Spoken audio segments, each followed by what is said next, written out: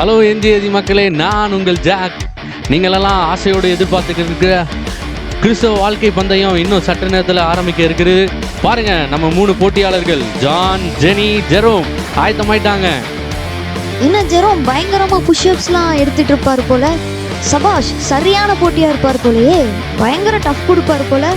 என்ன ஜெரோம், போட்டியில ஜெயிச்சிருவீங்களா? கண்டிப்பாக ஜெயிச்சிருவேங்க.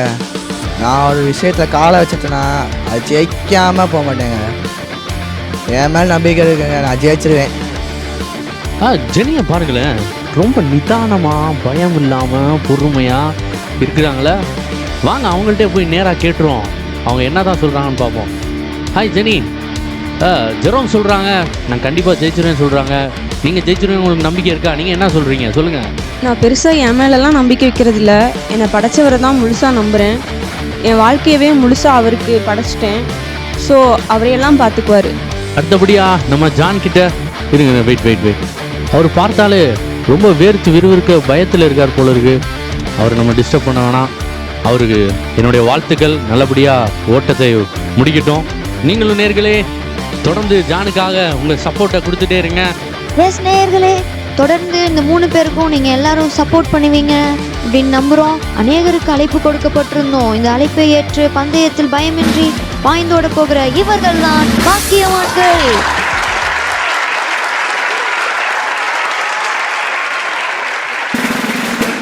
ஓகே நேயர்களே, now it's time to begin the race.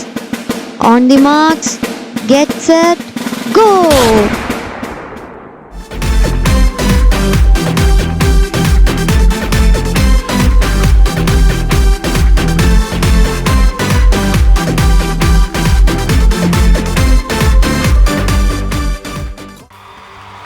Hey grace, ஆரம்பமே அமர்க்கலமாக இருக்குது.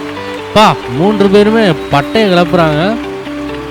பயங்கர உற்சாகமாக அவங்க சப்போர்ட்டை தந்துக்கிட்டே இருக்காங்க.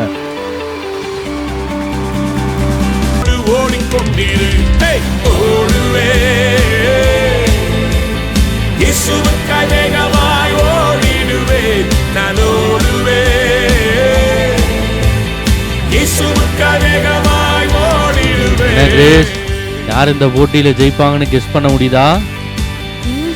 கெஸ் பண்ண முடியல ஜாக். பொறுத்திருந்து பார்ப்போம் யார் ஜெயிக்கிறாங்கன்னு. ஹே, அங்க பாரு, ஆடியன்ஸ்ல இருந்து ஒருத்தர் ஓடி வராரு. ஏய், யார் அந்த நபர்?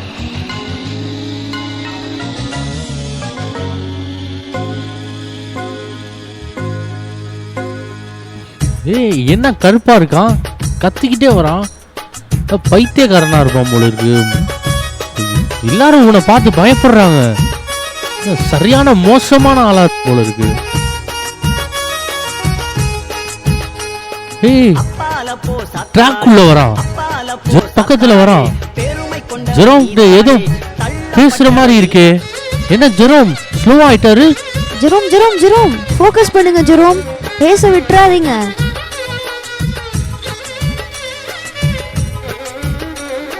திடீர்னு ஜெரோம் ஆப்போசிட் டைரக்ஷன்ல ஓடிக்கொண்டு இருக்காரு. ஜெரோம், ட்ராக் இங்க இருக்கு, எங்க போறீங்க? சரி, அவர் போனது போயிட்டாரு. ஜெனி முன்னிலையில் இருக்காங்க. ஜான் அவங்கள தொடர்ந்து ஓடி வந்துட்டு இருக்காங்க. இன்னும் லக்காரிக்கு 3 ரவுண்டு தான் இருக்கு நேயர்களே. அதுக்குள்ள நம்ம ஜெனியை க்ளோஸ் அப்ல எப்படி ஓடுறாங்கன்னு பார்ப்போம். கேமராமேன், ஜெனியை ஃபோக்கஸ் பண்ணுங்க.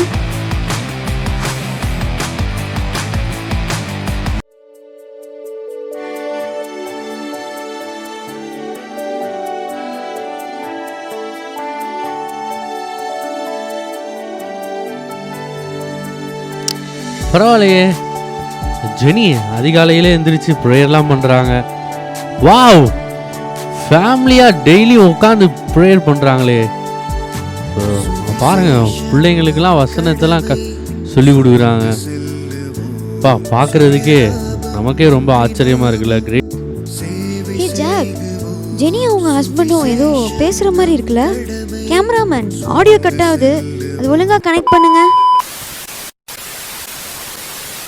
ஏங்க, இன்னைக்கு பாஸ்டர் மெசேஜ் ரொம்பவே டச்சிங்காக இருந்துச்சுல்ல. சிறுவர் ஊழியம் மட்டும் நமக்கு போதாதுங்க. வர வாரத்திலிருந்து ஒரு கேர்சல் எடுக்க ஆரம்பிச்சிருவோம். இன்னும் ஆண்டவருக்காக ஏதாவது செய்யணுங்க. நம்ம உயிரோடு இருக்கிற வரைக்கும் ஆண்டவருக்காக பிரயோஜனமாக ஏதாவது செஞ்சு சாதிக்கணுங்க. கண்டிப்பாக ஜெனி, நம்ம ஆண்டவருக்காக குடும்பமாக ஊழியத்தை செய்வோம். ஆண்டவர் அதுக்கான பலனை தருவார்னு விசுவாசிக்கிறேன். சேவை செய்கிறோம், சுவிசேஷம் நம் கடமை, சுமந்து செல்லுவோம். சுயலாபம் இன்றி நாமும் சேவை செய்கிறோம். காடானாலும் மேடானாலும் கடந்து சென்றிடு, கர்த்தரின் நாமத்தை உரக்க சொல்லிடு. காடானாலும் மேடானாலும் கடந்து சென்றிடு, கர்த்தரின் நாமத்தை உரக்க. என்ன நேயர்களே, கவனிச்சிங்களா? ஜெனியும் அவங்க குடும்பமும் ஆண்டவருடைய இதய துடிப்பை முழுசாக அறிஞ்சு வச்சுருக்காங்க. அங்கே பாருங்கள், தெருவா போய் ட்ராக்ஸ் எல்லாம் கொடுக்குறாங்க. நான் எவ்வளவு அவமானப்பட்டாலும் நான் ஆண்டவருக்காக ஓடித்தான் இருப்பேன்னு ஓடுறாங்க பாருங்க. ஆமாம் ஜாக், உண்மையாகவே இவங்க ஒரு சாதனை பெண்மணி நிரூபிக்கிறாங்கல்ல.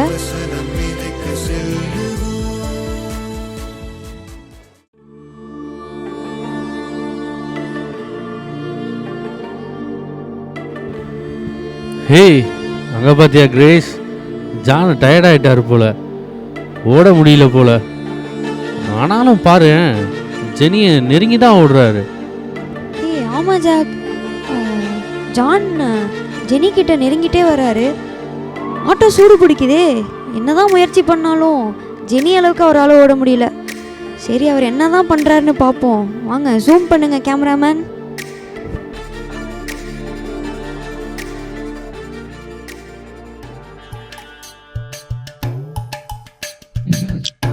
வச்சு ஒன்று சொல்லணும்டா, வாழ்கிறதுலாம் ஒரு வாழ்க்கையாடா. வீட்டுக்கு போனால் பொண்டாட்டி திட்டுறா, வேலைக்கு போனால் ஆஃபீஸர் கத்துறேன். இதுக்குன்னு வாழ்ற கடுப்பாகவே இருக்கிற ஒரு மாதிரியா. சரி, கடுப்பாக இருக்குன்னு ஒயின் ஷாப்புக்கு வந்து ஒரு கட்டிங்கை போட்டால் இவங்க என்னன்னா ஏன் குடிக்கிறேன்னு கேட்குறேன். சரி, அதாச்சும் நிம்மதியாக இருக்குன்னு பார்த்தா எதுவுமே வாழ்க்கையே நிம்மதியாகவே இல்லைடா. எதுக்குமே வாழ்கிறேன்னு தெரியல. கடவுள் மட்டும் கிடைக்கட்டும் ஒரு இருக்குது. ஆஹா, கடவுளே இந்த திட்டுறானே. நம்ம இப்போ இயேசுவை பற்றி சொன்னோன்னா நம்மளை கேவலமாக திட்டுவானே. நமக்கு எதுக்கு வம்பு? சரி, நீ யோசிக்க பார்த்தா நீனும் பல இடங்கள் அடியாக இருப்ப போலையா. சரிந்தா ஒரு கட்டிங் போனீங்கன்னா டோன்ட் ஃபீல், பி ஹாப்பி. டே எனக்கெல்லாம் அந்த பழக்கம்லாம் இல்லைடா. என்னடி கூட அந்த காலத்துலையும் இப்போ இருக்கியாடா.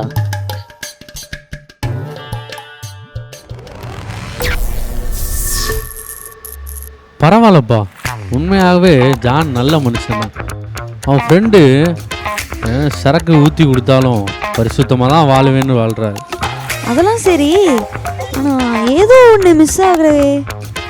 அதனால தான் ஜான் ஜெனி அளவுக்கு ஓட முடியலையோ. நான் கண்டுபிடிச்சிட்டேன். ஜெனி அவங்க குடும்பத்தோட நேரம் கிடைச்சப்போலாம் இயேசுவுக்காக ஊழியம் செஞ்சாங்க. ஆனால் ஜானுக்கு சபையில் எத்தனையோ வாய்ப்பு கிடைச்சும் தான் குடும்பம் அப்படின்னு சுயநலமாகவே வாழ்ந்துட்டு மற்றவங்க என்ன நினைப்பாங்கன்னு யாருக்கும் இயேசுவை பற்றியே சொல்ல விட்டுட்டார். சரி, பொறுத்திருந்து பார்ப்போம். ஜெனியா ஜானா யார் இந்த பந்தயத்தில் ஜெயிப்பாங்கன்னு. ஆமாம், ஆட்டத்தில் 3 பேர் இருந்தாங்களே, ஒருத்தர் எங்கே காணா? ஆமாம் ஜாக், கேமோட ஸ்டார்டிங்கில் ஜெரோமா அவர் ஆப்போசிட் டைரக்ஷனில் ஓடிட்டு இருந்தாரே. ஹேய் கிரேஸ், அங்கே பாரு, இன்னும் ஆப்போசிட்டில் தான் ஓடிட்டு இருக்காரு. ஆஹா, முன்னோக்கி ஓடுவாருன்னு பார்த்தா பின்னோக்கி 10வது லேப்லலாம் ஓடிட்டு இருக்காரு. அவருக்கு என்ன தான் பண்ணிட்டு இருக்காரு பார்ப்போம். Cameraman please zoom.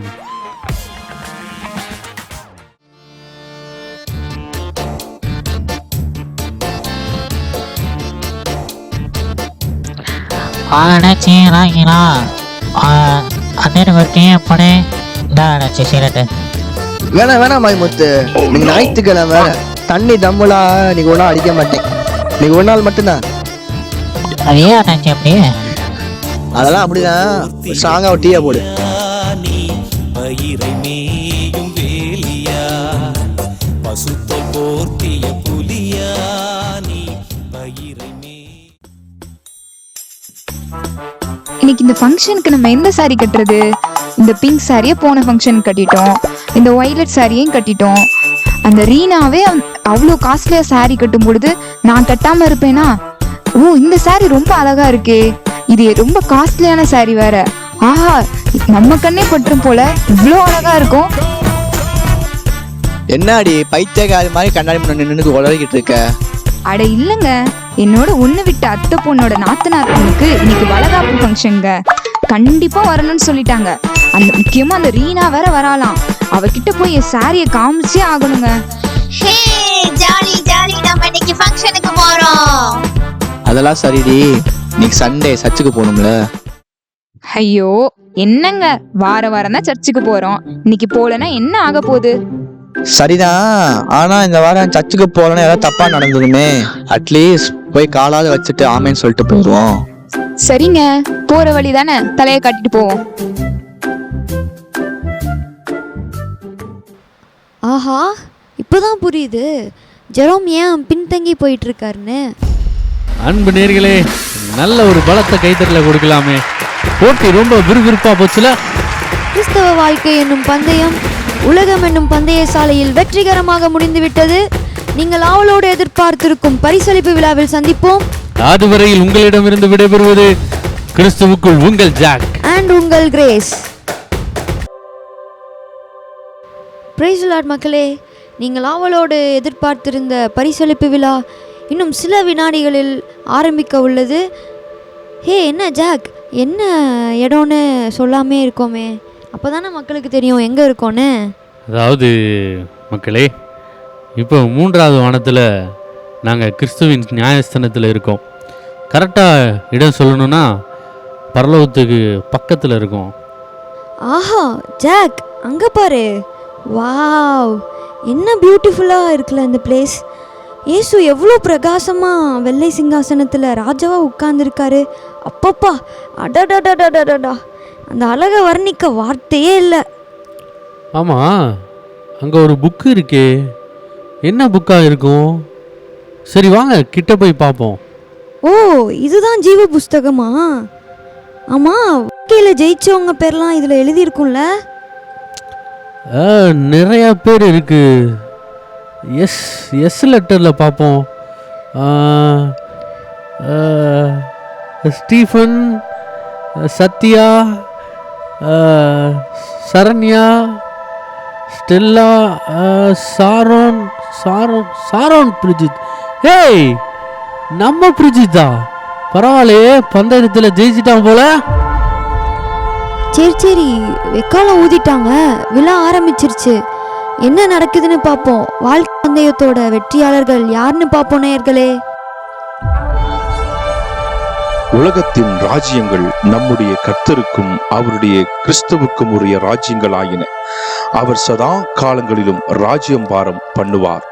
இருக்கிறவரும் இருந்தவரும் வருகிறவரும் ஆகிய சர்வ வல்லமையுள்ள கர்த்தராகிய தேவனே, உம்மை ஸ்தோத்தரிக்கிறோம்.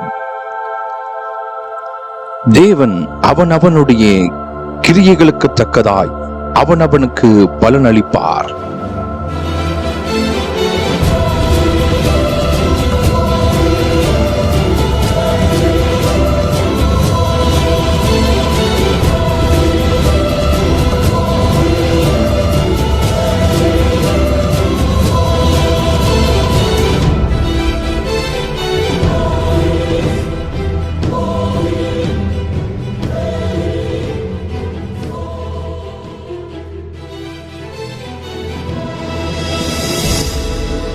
பரலோகத்திலே பொக்கிஷங்களை சேர்த்து வையுங்கள் என்கிற வார்த்தையின்படி நீ வாழ்கிற நாட்களில் கர்த்தருக்கென்று உன்னையும் உன் குடும்பத்தையும் அநேக ஆத்துமாக்களையும் ஆதாயம் செய்தாய். உண்மையும் உத்தமம் உள்ள ஊழியக்காரையே, தேவனுடைய ராஜ்யத்தில் பிரவேசிப்பாயாக.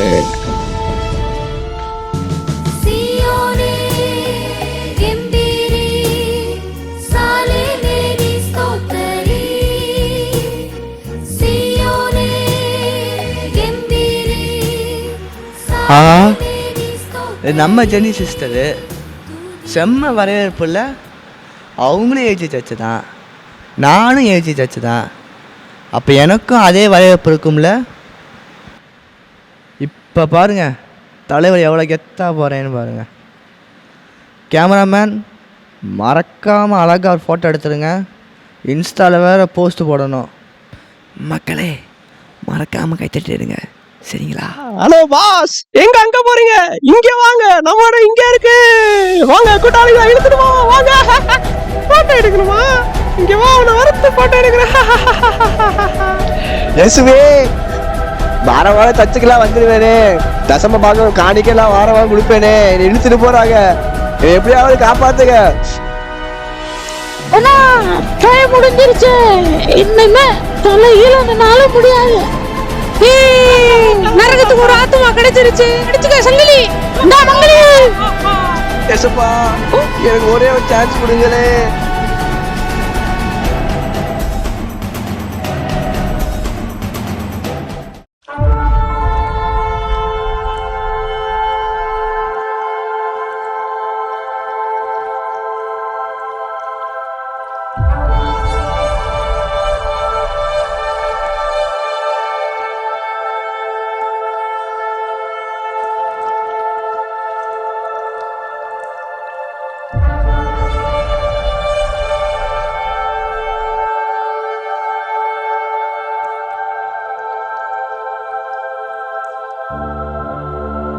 தூதரே, நான் உலகத்துல வாழ்ந்த நாட்கள்ல இயேசுவுக்காக தானே வாழ்ந்தேன். எனக்கு முன்னாடி போன அந்த ஜெனி சிஸ்டருக்கு மட்டும் வெண்வஸ்திரம் தரித்து பல கற்களுள்ள கிரீடம் சூட்டி நிறைய தூதர்கள் சேர்ந்து வரவேற்றார்களே. ஆனா எனக்கு வெண்வஸ்திரம் மட்டும்தான் இருக்கு, அவங்களுக்கு கிடைத்த மேன்மை எனக்கு இல்லையே. உனக்கு சுவிசேஷம் அறிவிக்க எவ்வளவோ வாய்ப்புகள் இருந்தும் அதை நீ பயன்படுத்தவில்லை. அவர் நாமத்தை குறித்தும் அவர் வார்த்தையை குறித்தும் சொல்ல வெட்கப்பட்டாய். சுவிசேஷம் என் மேல் விழுந்த கடமையாய் இருக்கிறது.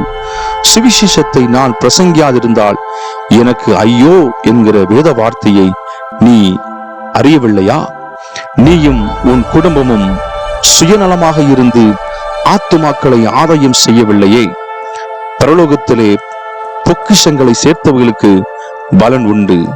பரலோகத்திலே உன் பொக்கிஷம் எங்கே? ஐயோ, இது தாங்க முடியல. ஐயோ, ஜானு, சின்ன வயசுல இருந்து ஒன்னாதான்டா இருந்தோம்.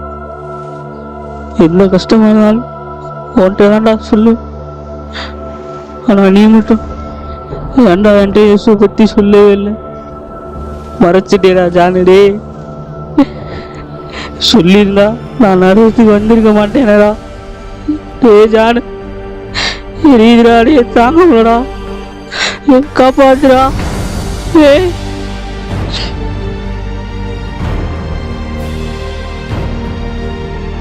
இயேசுவே, நான் பூமியில வாழும்போது நித்தியத்தை நான் விளையாட்டா எண்ணிட்டேன். அதனுடைய மேன்மை எனக்கு அப்போ தெரியல, ஆனா இப்போ எனக்கு புரியுது.